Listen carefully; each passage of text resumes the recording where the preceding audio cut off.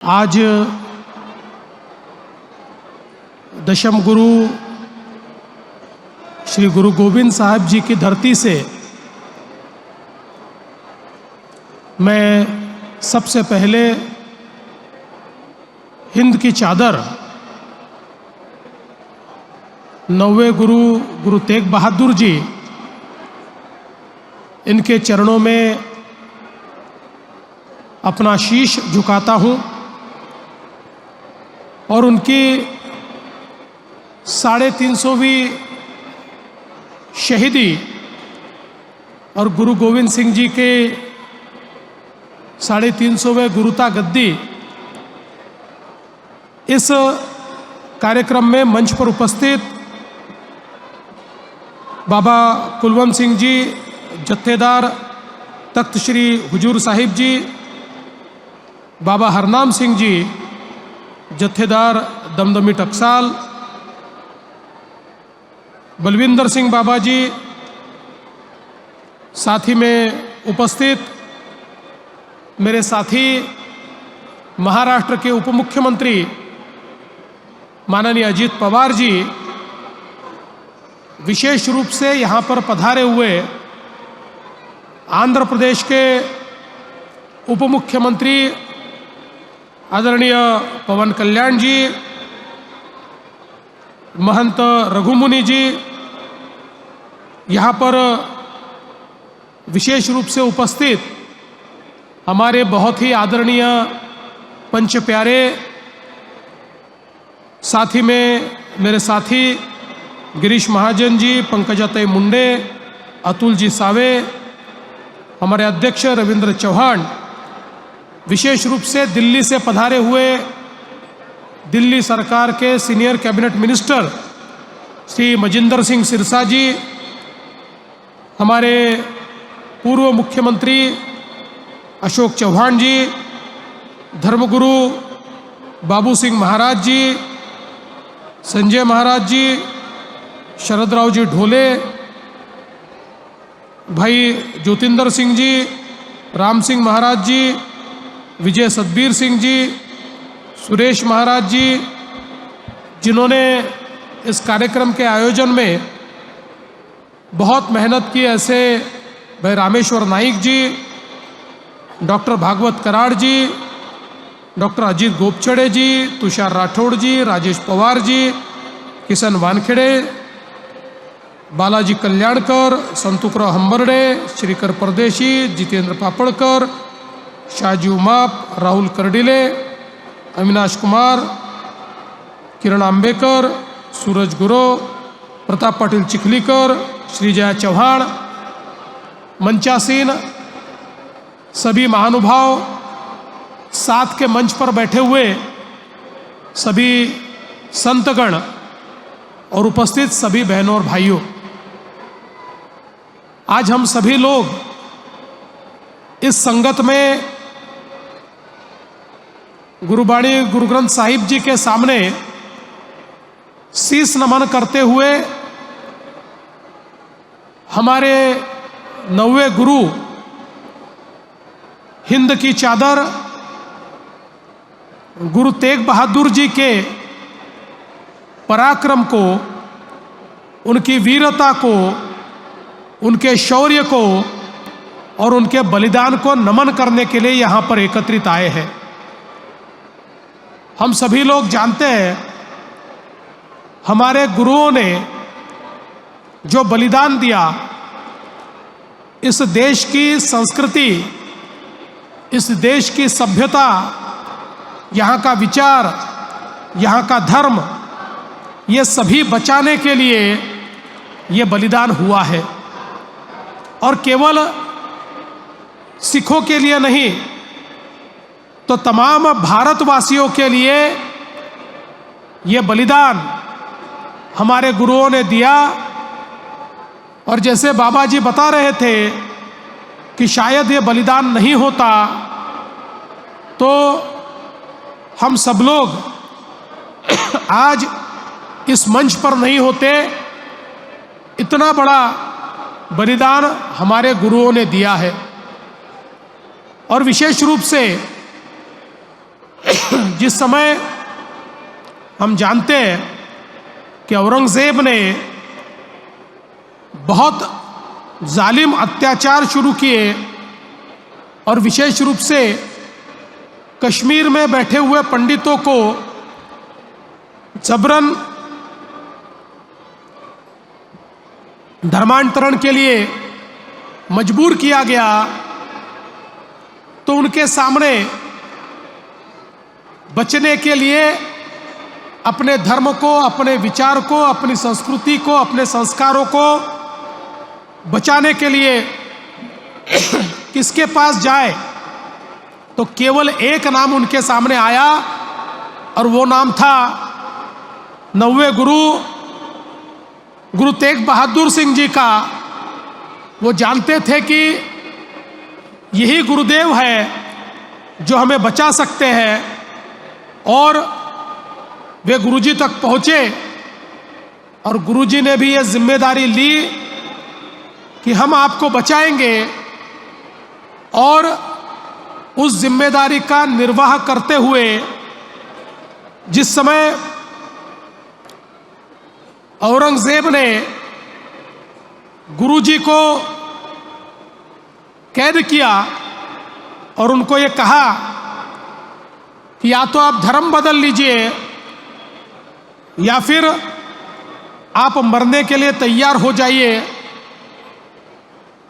उस समय उस क्रूरता के सामने गुरुजी डरे नहीं, निडरता के साथ उन्होंने अपने विचारों की, संस्कारों की और विशेष रूप से सनातन धर्म की रक्षा का जो संकल्प लिया था, उस संकल्प को दोहराया। और हम सभी जानते हैं कि गुरुजी के साथी भाई सतीदास, भाई मतीदास, सभी लोग इतनी बर्बरता के साथ उनको मारा गया, किसी के टुकड़े कर दिए गए, किसी को गरम पानी में, गरम तेल में झोंक दिया गया, और उसके बाद गुरुजी को भी, उनका भी शीश काट दिया गया, और मानो एक संदेशा देने का प्रयास हुआ कि जो हमारी बात नहीं सुनेगा उसका यही हश्र होगा। लेकिन औरंगज़ेब ये जानता नहीं था कि गुरुजी की कुर्बानी से पूरे देश के अंदर इस प्रकार की प्रतिबद्धता निर्माण होगी कि उसके इरादे कभी पूरे नहीं होंगे, और वो इरादे कभी पूरे नहीं हुए। और उस समय जब औरंगजेब ने ऐलान किया था कि गुरुजी को कोई भी अंतिम संस्कार नहीं देगा, उनके शीश को, उनके शरीर को कोई अंतिम संस्कार नहीं मिलेगा, दिल्ली के चांदनी चौक में बर्बरता के साथ गुरुदेव का देह पड़ा था।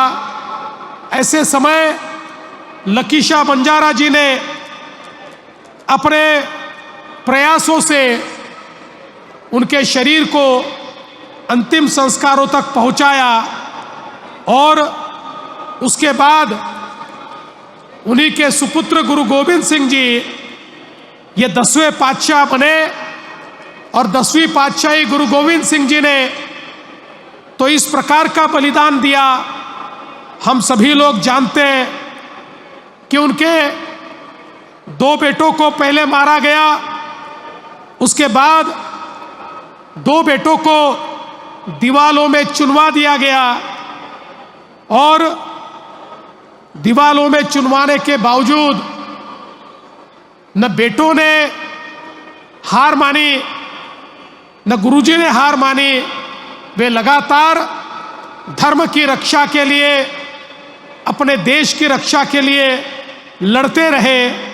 इसलिए ये जो हमारा इतिहास है, ये बहुत वीरता का इतिहास है, शौर्य का इतिहास है, और ये इतिहास केवल सिख पंथ तक, सिखों तक सीमित नहीं होना चाहिए। तो भारत के जन जन को ये पता होना चाहिए कि हमारे गुरुओं ने केवल सिखों के लिए बलिदान नहीं किया, समूची मानवता के लिए ये बलिदान किया है। इसीलिए इस कार्यक्रम का आयोजन हमने किया। और विशेष रूप से ये कार्यक्रम इसलिए भी अलग है कि पूरी नानक नाम लेवा संगत एक साथ इस कार्यक्रम में लाने का प्रयास हमने किया। हम सभी लोग जानते हैं, हमारे देश में जब समाज बिखरा हुआ था, ऊंच नीच जातियां, ऐसे कई बंधन हमारे समाज को तोड़ते थे, जिसके कारण हम गुलामी में जाते थे। ऐसे समय गुरु नानक देव जी ने एक निरंकार का मंत्र हमको दिया, सभी को एक साथ जोड़ने वाला। ये निरंकारी इस प्रकार का विचार, जिस विचार ने उस समय पूरे देश के अंदर अलग अलग समाजों को जोड़ने का काम किया, उसी विचार को फिर एक बार इस कार्यक्रम के माध्यम से एकत्रित लाने का प्रयास हमने किया है। चाहे वो सिख हो, सिखलिकर हो, हमारे लुभाड़ा हो, हमारे बंजारा हो, हमारा मोहयाल समाज हो, हमारा सिंधी समाज हो, सारे जितने नानक नाम लेवा समाज है, जिन जिन तक गुरु नानक देव जी का संदेशा पहुंचा और जिन्होंने गुरु नानक देव जी के विचारों को अपनाया, पूरे देश के हर प्रांत में, पूरे देश के कोने कोने में फैला हुआ ये समाज, हमारा वाल्मीकि समाज हो या अलग अलग सारे समाज, इन 9 समाजों को एकत्रित करने का काम इस कार्यक्रम के माध्यम से हमने यहाँ पर किया। और साथ में हमारे वारकरी समाज को भी जोड़ने का काम हुआ, क्योंकि बाबा जी ने अभी बताया, हमारे नामदेव जी, संत नामदेव जी, भगत नामदेव जी, ये नरसी से निकले और घुमान तक गए, और घुमान में पंजाब में उनकी समाधि बनी। और नामदेव जी ने जो विचार रखे, नामदेव जी ने जो श्लोक बताए, जो पंक्तियां बताई, जो विचार बताए, उनको गुरु ग्रंथ साहिब जी में भी बहुत महत्वपूर्ण स्थान मिला, और वो भी, उनके विचार भी गुरुवाणी में परिवर्तित हुए। इस प्रकार से महाराष्ट्र के हमारे इस विचार का और हमारे वारकरी संप्रदाय का हमारे सिख समाज के साथ एक अनूठा नाता जुड़ा। आज भी हम लोग देखते हैं, हमारे नरसी में हमारे सिख समाज के लोग आते हैं। और जैसा कि हम जानते हैं, दशम गुरु गुरु गोविंद सिंह जी ने बहुत लंबा समय इसी नांदेड़ में बिताया, और यही नांदेड़ की धरती है जो उनके कारण पवित्र हुई है। इस पवित्र नांदेड़ की धरती ने इस हमारे संबंध को, हमारे रिश्ते को बहुत मजबूत करने का काम किया। और यही कारण है कि हमने तय किया कि 350वीं शहीदी समागम की ये जो हमारा कार्यक्रम है, ये कार्यक्रम सारे समाजों तक पहुंचना चाहिए, ये कोने कोने तक पहुंचना चाहिए। मैं धर्म जागरण के लोगों का भी आभार व्यक्त करना चाहता हूं। ये कार्यक्रम केवल एक दिन का कार्यक्रम नहीं चल रहा, ये कार्यक्रम हर गांव गांव में जाकर, ये जितने 9 समाजों की हमने बात की है, उस हर बस्ती में जाकर, हर बस्ती में अलख जगाने का काम हो रहा है।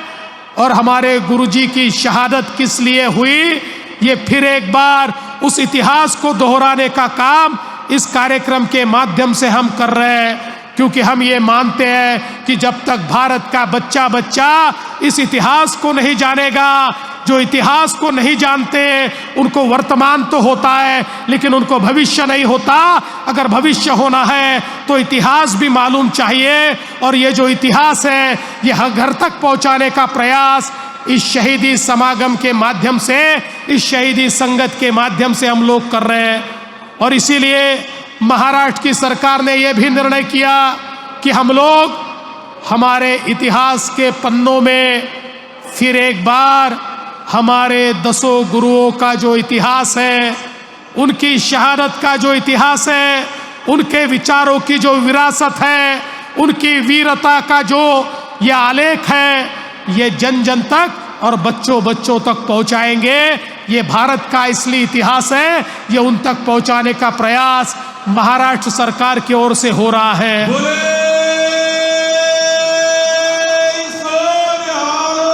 सत श्री अकाल।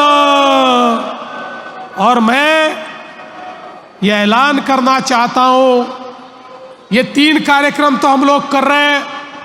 नागपुर का हुआ, यहाँ पर नांदेड़ साहिब में हुआ, नवी मुंबई के कार्यक्रम में तो हमारा प्रयास है कि स्वयं प्रधानमंत्री जी वहाँ पर पधारे, लेकिन केवल 3 कार्यक्रम करके हम रुकेंगे नहीं।